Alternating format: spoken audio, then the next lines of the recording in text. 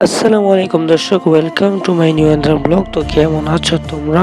বরাবর মতো নতুন একটা ব্লগ নিয়ে হাজির হয়ে গেলাম আমরা। তো আজকের ব্লগে থাকতে আবারও মুড়ি চানাচুর। তো আমাদের পেজে প্রতিনিধি আপনারা মুড়ি চানাচুর পাবেন, কারণ যেহেতু মুড়ি চানাচুরের দাম অনেক কম, তার জন্য আমরা বেশিরভাগ এটাই পার্টি দিই, এটাই মজা জমে। তো বন্ধু বান্ধব, ছোট ভাই বাদাররা যারা আছে, তো সবাই মিলে আজকে আবার আমরা মুড়ি চানাচুর নিয়ে চলে আসলাম।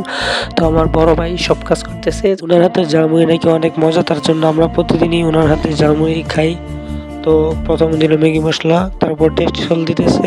তো টেস্টি সলের প্যাকেটটা কাটলো, তো এখন নাড়াচাড়া দিয়ে সামান্য কিছুটা দিল, তারপর চানাচুর দিয়ে আবার চানাচুরগুলো নাড়াচাড়া দিতেছে। তো এখন সরিষার তেল নিয়ে আসছে।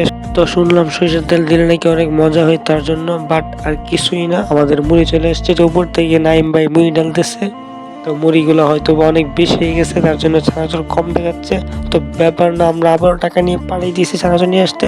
তো অবশেষে আমাদের বিনা চানাচুর চলে আসছে।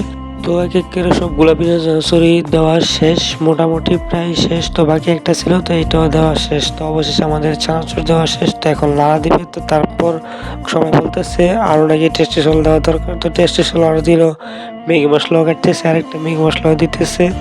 তো ভাই যেই হোক আমাদের মজা দরকার আর কি, তার জন্য মজা যেমনি হোক আমাদের মজা হতে হবে।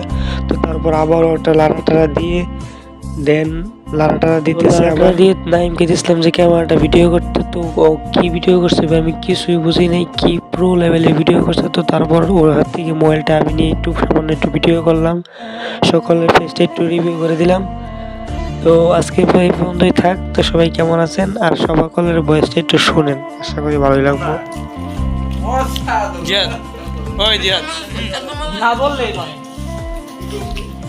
নাইম, নাইম, ইসমাইল কর। সেই স্বাদ যেটা না বললেই নয়।